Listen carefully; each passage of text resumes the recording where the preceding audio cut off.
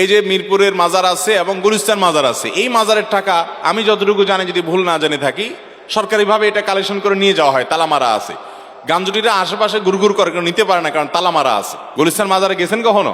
গোলাপশাহ মাজারে দেখবেন যে তালা মারা থাকে, চারপাশে গ্লাস আছে, টাকা ফেলানোর সিস্টেম আছে, মাগার নেওয়ার সিস্টেম ওই চাবিওয়ালার কাছে। অনেকেই দেখি পীরের দরবারে টাকা, চাল, গরু, ছাগল ইত্যাদি নিয়ে যায়, আর বলে এটাই বড় ইবাদত, এটাই নাকি কবরে যাবে। এসব দিতে অস্বীকার করলে আরো বলে ইমান নাই, কাফের। দয়া করে মাজার পূজা সম্পর্কে আলোচনা করেন। আলোচনা করার খুব বেশি সুযোগ নেই ভাই। মাজারে যত বেশি টাকা পয়সা দিবেন, তত বেশি গাঞ্জাখোরদের গাঞ্জা কিনতে সুবিধা হবে। কারণ মাজারে সাধারণত মাজারের আশেপাশে থাকবেন বেশিরভাগ গাঞ্জুটি থাকে। অতএব এখানে যত বেশি টাকা পয়সা দিবেন, তত বেশি গাঞ্জুটিদের গাঞ্জা কিনতে কি হবে। এই যে মিরপুরের মাজার আছে এবং গুলিস্তান মাজার আছে, এই মাজারের টাকা আমি যতটুকু জানি, যদি ভুল না জেনে থাকি, সরকারিভাবে এটা কালেকশন করে নিয়ে যাওয়া হয়, তালা মারা আছে। গাঞ্জুটিরা আশেপাশে গুড়গুড় করে, কেউ নিতে পারে না, কারণ তালা মারা আছে। গুলিস্তান মাজারে গেছেন কখনো? গোলাপশাহ মাজারে দেখবেন যে তালা মারা থাকে, চারপাশে গ্লাস আছে, টাকা ফেলানোর সিস্টেম আছে, মাগার নেওয়ার সিস্টেম ওই চাবিওয়ালার কাছে। যার কারণে আশেপাশে ওই পাগলামি ছাগলামি করা যারা আছে, এই বেচারারা চায়া চায়া দেখে ওখান থেকে টাকাটা নিতে পারে না। তাও তো ভালো যে অন্তত গাঁজা কেনার সুবিধা পায় না। মনে রাখবেন, আপনি আল্লাহকে খুশি করার জন্য গরিব মানুষকে দান করবেন। ওই মাজারে দান করার কোন নির্দেশ কোরআন হাদিসে বলা হয় নাই। বরং সেখানে মান্নত করলে গুনাহ হবে, এটা মানত করার কোনো জায়গা না। মানত করতে হবে সঠিক এবং শুদ্ধ পদ্ধতিতে। নবী করিম সাল্লাল্লাহু আলাইহি সাল্লাম যে বলেছেন সেভাবে। মাজারে কেন দান করবেন? আমি ধরে নিলাম কবরে যিনি শায়িত আছেন, এ লোকটা আল্লাহর ওলি ছিলেন, নেককার ছিলেন, বুজুর্গ ছিলেন, মানলাম। তো নেককার বুজুর্গ যদি থাকে, তাহলে আপনি মাজারে টাকা দিলে কি উনি পাবে? উনি পাওয়া তো দূরের কথা, বেশিরভাগ ক্ষেত্রে ওনার পরিবার পরিজন, ওনার আত্মীয় স্বজনরাও পাবে না। পাবে কারা? ওই মাজারের যারা গামজুটি আছে তারা। তাহলে সেক্ষেত্রে কোনো মুসলমান জেনে শুনে এই সমস্ত জায়গায় টাকা পয়সা দিতে পারে। আপনি দান করার জন্য টাকা খুঁজে পাচ্ছেন না, ওই মাজার থেকে বাইরে হইলে রাস্তা দেখবেন বহু গরিব মানুষ দাঁড়ায় আছে, বসে আছে, আপনি তাদেরকে দান করেন।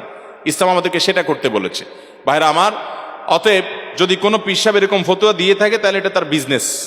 এটা তার কি বিজনেস? সে পীর সাহেব বলতেছে যে আমার মুরিদরা, তোমরা এই সমস্ত দুনিয়া টুনিয়া সব ছেড়ে দাও, সবগুলো ছেড়ে দাও, দুনিয়াদারি ছেড়ে দাও, কারণ এটা আমার দরকার। বুঝতে পারছেন? যদি এরকম কোনো ফতোয়া কোনো পীর সাহেব দেয় যে পীর সাহেবের মাজারে টাকা না দেওয়াটাই বড় ইবাদত, তাহলে সে ভণ্ড। এ ব্যাপারে কোনো সন্দেহ। আল্লাহ তাআলা দান কোথায় করব আমাদেরকে বলেন নাই?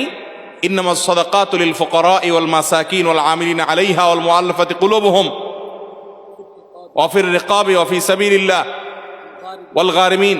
আল্লাহ রাব্বুল আলামিন সাদকার 8টা খাত বলেছেন। গরিব, ফকির, মিসকিন, পথিক, মুসাফির, আল্লাহর রাস্তায় ঋণগ্রস্ত মানুষ, 8টা খাত বলছেন। এই 8 খাতের মধ্যে ওয়াফিল মাজারাত এরকম কোনো খাত নাই। তাহলে বোঝা গেল এই সমস্ত জায়গায় দান করার কোনো নির্দেশ কোন হাদিস তো নাই, বরং এর কারণে কি হতে পারে? গুনাহ হতে পারে। আমার খালাতো বোন, মামাতো বোন এবং ফুফাতো বোনের সাথে দেখা দেওয়া জায়েজ হবে কিনা জানালে উপকৃত হব। জটিল প্রশ্ন ভাই। জটিল কেন বললাম? খালাতো বোন, মামাতো বোন, ফুফাতো বোন, এদের সবার সাথে পর্দা করতে হবে, অথচ এদের সাথে পর্দা করাটা আমাদের সমাজের সবচেয়ে কঠিন কাজ। ঠিক না বলেন? ভাবির সাথে পর্দা করা সহজ না কঠিন? অথচ ভাবির সাথে পর্দা করা লাগবে কি লাগবে না? আমাদের সমাজে ভাবি এবং দেবর সম্পর্কটা, এটাকে দেখানো হয় এক ধরনের খুনসুটি করার রাইট, অধিকার আছে এই টাইপের সম্পর্ক হিসাবে। ঠিক কিনা বলেন?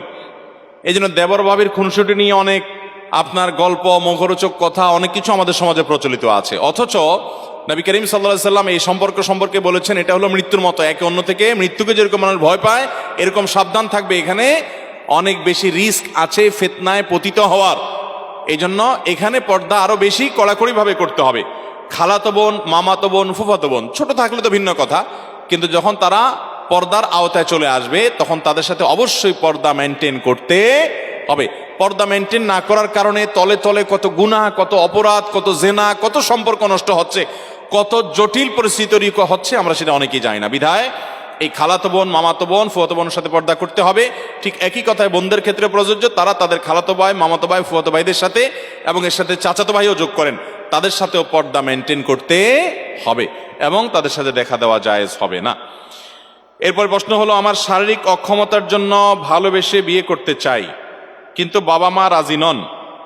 তারা যার সাথে বিয়ে করাতে চায় তাদের আমি ভরসা করতে পারছি না। আমি কি বাবা মার অমতে বিয়ে করতে পারবো?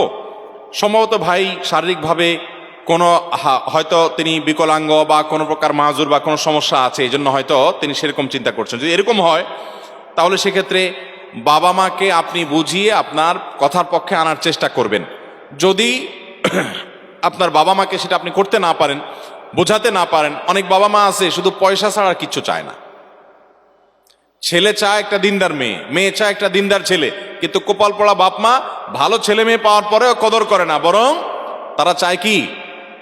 টাকা পয়সা। এই জন্য যে একটা কথা আছে না, যে আজকাল যত বিয়ে হয় মানুষের সাথে মানুষের বিয়ে হয় খুব কম, বেশিরভাগ হয় টাকার বস্তার সাথে ময়দার বস্তা।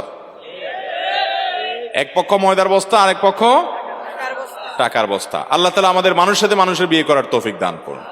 তো বাপ মারা যদি এরকম হয় তাহলে সেক্ষেত্রে তাদের কথা না মানার অধিকার বা রাইট আপনার থাকবে, কিন্তু পুরো বিষয়টা পর্যালোচনা করতে হবে যে কোন পর্যায়ে। এরপর প্রশ্ন হলো, আমার মা আমার খালাতো বোনের সাথে আমার বিয়ে ঠিক করে, হঠাৎ তাদের মধ্যে টাকা নিয়ে ঝগড়া হয় এবং বিয়ে বন্ধ হয়। আমি আর আমার খালাতো বোন সাক্ষী ছাড়া কাজী অফিসে গিয়ে বিয়ে করে ফেলি এবং যে যার বাসায় আসি। এখন আমাদের সম্পর্ক কেউ মানছে না, আমাদের জোর করে অন্য জায়গায় বিয়ে দিতে চায়। বিয়ে না করলে জাহান্নামে যাওয়ার অভিশাপ দেয়, কাজীকে টাকা দিয়ে বিয়ে বাতিল করে। এখন আমরা কি করব? জটিল প্রশ্ন ভাই। খালাতো বোনের সাথে বিয়ে ঠিক হয়েছে, এর মধ্যে টাকা নিয়ে ঝগড়া হয়ে বিয়ে ভেঙে ফেলছে। ওই যে একটু আগে বললাম, বাবা মা বেশিরভাগ ক্ষেত্রে অনেক ফ্যামিলিতে দেখা যায় যে টাকা পয়সার হিসাব নিকাশের উপর ভিত্তি করে ছেলে মেয়েদের বিয়ে ঠিক করে। তো এরকম যদি হয়, দিনদারিকে তারা প্রাধান্য না দেয়, তাহলে সেক্ষেত্রে আপনি দিনদারিকে প্রাধান্য দিয়ে বিয়ে করতে পারবেন। এখন কথা হলো, আপনি আপনার খালাতো বোনকে বিয়ে করছেন কিসের কারণে? যদি বলেন যে দিনদারিতার কারণে, তার মধ্যে দিনদারিতা আছে, তাহলে সেক্ষেত্রে সেও মা বাবার অবাধ্য হয়ে এরকম কাজী অফিসে গিয়ে এরকম, আচ্ছা পালায় পুলায় বিয়ে করতে হবে কেন ভাই বলেন তো? পালায় তো করে চোর চুরি করে, সাধারণত চোর চুরি করে কি করে? তো এখন বিয়েই যখন করতে হবে তো দুইজন মিলে পালায় যায়, এটা কেমন কথা? যথাসম্ভব অভিভাবকদেরকে সম্মত করে নিজের দাবি আদায় করার চেষ্টা করবেন।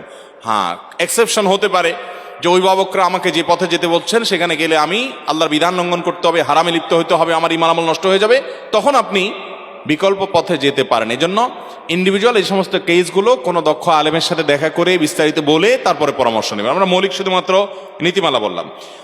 হুজুর সাল্লাল্লাহু আলাইহি সাল্লামকে স্বপ্নে দেখা যায়, এটা হাদিসে আছে, কিন্তু কেউ একজন তা বিশ্বাস করলো না, তাহলে কি ইমানের সমস্যা হবে? নবী করিম সাল্লাল্লাহু আলাইহি সাল্লামকে হাদিসে স্বপ্নে দেখা যেতে পারে, সেটা সম্ভব। এখন নবী আলাইহিস সালামকে কেউ বলেছে আমি স্বপ্নে দেখেছি, আরেকজন বলে যে গল্প দেওয়ার জায়গা পাইস না, সে অস্বীকার করছে, না তুমি নবী সাল্লাল্লাহু আলাইহি সাল্লামকে দেখোস নাই। তো এরকম যদি কেউ অস্বীকার করে তার ইমানের কোনো ক্ষতি হবে না। তবে কোনো মুসলমানের প্রতি কুধারণা করা, মন্দ ধারণা করা গুনাহের কথা, সেই জায়গা থেকে এটি গুনাহের কারণ হবে, সেটা ভিন্ন বিষয়। কিন্তু নবী করিম সাল্লাল্লাহু আলাইহি সাল্লামকে দেখেছে এটাকে অস্বীকার করলে ইমান হারা হবে এমনটি নয়। নবী করিম সাল্লাল্লাহু আলাইহি সাল্লামকে স্বপ্নে দেখার ব্যাপারে ওলামা ইকরামের দুইটা ব্যাখ্যা আছে। একটা ব্যাখ্যা হলো, হাদিসে আসছে নবী সাল্লাল্লাহু আলাইহি সাল্লাম বলেছেন, কেউ যদি আমাকে স্বপ্নে দেখে তাহলে সে সঠিক দেখেছে, কারণ শয়তান আমার আকৃতি নকল করতে পারে না। এই হাদিসের একটা ব্যাখ্যা হলো, অনেক ওলামা ইকরাম এর ব্যাখ্যা হলো, সাহাবীরা যারা নবী সাল্লাল্লাহু আলাইহি সাল্লামকে চিনতেন, ওনার চেহারা মুখস্থ ছিল, তারা যদি স্বপ্নে দেখে তাইলে তিনি নবী সাল্লাল্লাহু আলাইহি সাল্লামই, শয়তান তার আকৃতি ধারণ করতে পারে না, এটা তাদের কথা।